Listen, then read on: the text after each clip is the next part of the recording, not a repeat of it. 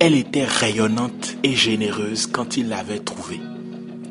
C'était une parfaite collaboratrice pour continuer à atteindre tous les objectifs qu'ils avaient pu inventer. Elle les nourrissait. Des fruits, des céréales, de la viande, des poissons, des crustacés. Tout venait d'elle, sans exception. Quand ces arbres ne servaient pas à fabriquer leurs habitats, ils servaient pour le chauffage ou encore pour cuire tous les aliments qu'elle leur offrait. En fait, c'était grâce à elle qu'ils vivaient. Et ça, ils ne s'en rendaient parfois même pas compte. Car elle ne le leur rappelait pas. Elle était si généreuse, si riche. Eux avaient trouvé la parfaite vache à lait qu'ils se faisaient un malin plaisir de traire. Elle ne semblait pas véritablement en souffrir. N'allez pas croire qu'elle n'avait pas son plan pour disposer de toute sa richesse. Tout était prévu, ce qu'il fallait manger, comment il fallait le faire pour que sa richesse puisse les nourrir sur des générations et des générations. Par contre, il n'était pas patient.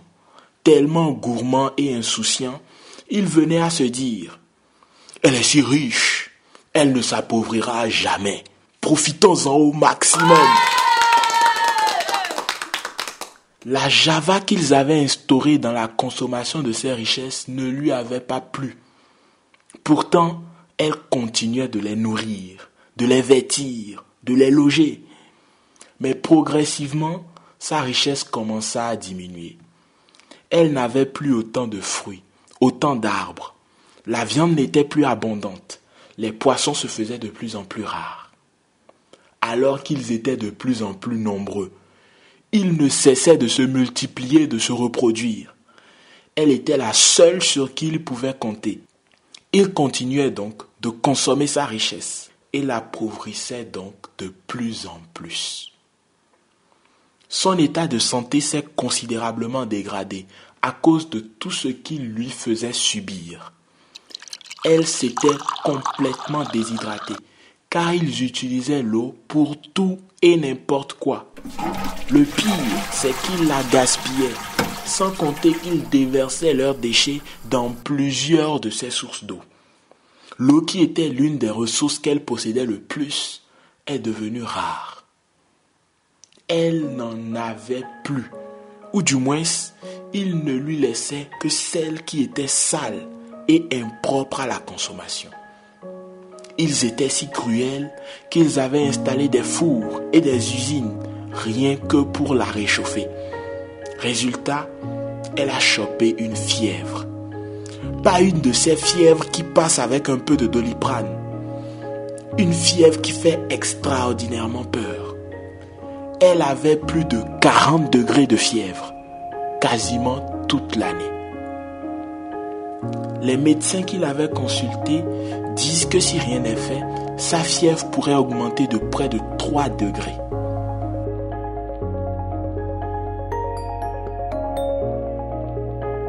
Ce diagnostic n'a pas semblé les inquiéter. En même temps, ils continuaient de profiter de ce qui restait de sa richesse sans qu'elle ne puisse rien dire, rien faire.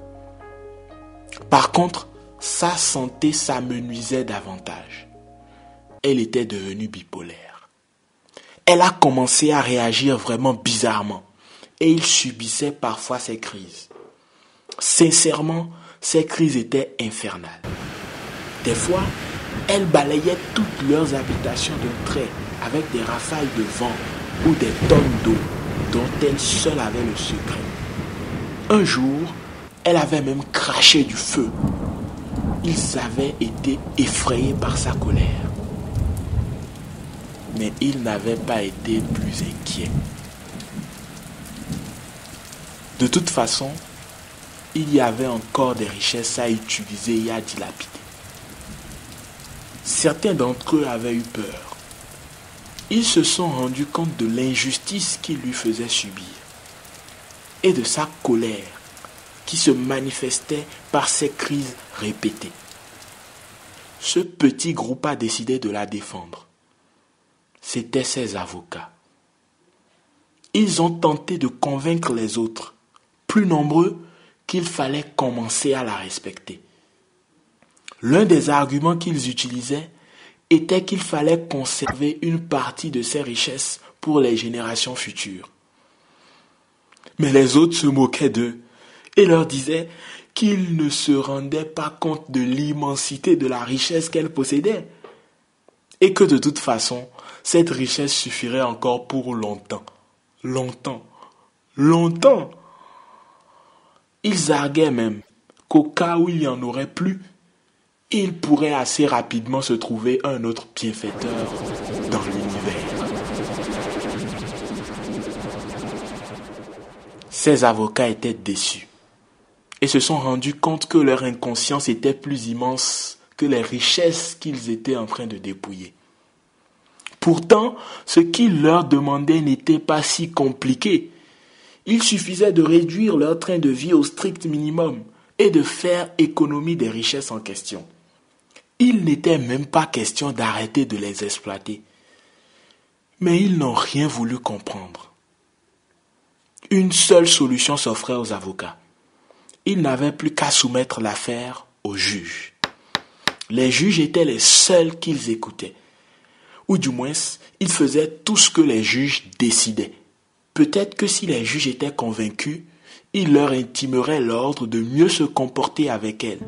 C'était le dernier espoir de ces avocats, convaincre les juges, ceux qui décidaient. Les juges avaient déjà remarqué que les avocats tentaient de changer l'opinion publique. Et cela ne leur plaisait pas plus que cela. Ils aimaient eux aussi vivre et dépenser les ressources sans se soucier du lendemain. Les juges ont tenté de décrédibiliser les avocats en les accusant de folie. Pendant ce temps, elles devenaient de plus en plus malades. Il était encore plus difficile de continuer à vivre avec tout ce qu'il lui faisait subir. Ces crises devenaient de plus en plus insupportables. Ces avocats montraient son état aux juges pour essayer de susciter de la compassion. Les juges firent mine d'avoir compris et promirent aux avocats de décider en sa faveur. Rien n'y fit. Les juges s'étaient moqués d'eux. En fait, ils avaient décidé de la condamner à mort. À mort! Leur décision était de continuer à exploiter ses ressources. Encore plus vite. Encore plus rapidement. Et là, je peux vous dire qu'ils se sont donnés à cœur joie. Parce qu'ils avaient maintenant des outils qui leur permettaient de les consommer à une vitesse plus grande. On aurait dit que leur idéal était de la ruiner et de la voir s'éteindre à petit feu. Son état s'empirait et ses avocats devenaient de plus en plus nombreux. Car c'était grave. C'était très grave. Ce qu'ils avaient oublié, c'est qu'en la ruinant, ils se ruinaient eux-mêmes. Ils n'auraient plus rien pour se nourrir, se vêtir et s'adonner à tous les plaisirs qu'ils chérissaient tant. Eux n'avaient rien. Tout ce qu'ils ont venait d'elles. Ils allaient disparaître en même temps qu'elles. Et ça, ils ne l'avaient pas compris. Les avocats continuaient leur quête et multipliaient les actions pour tenter de changer le verdict des juges. Ces derniers jouaient au plus malin. Ils décidaient des choses insignifiantes pour elle, qui n'amélioraient pas vraiment son état.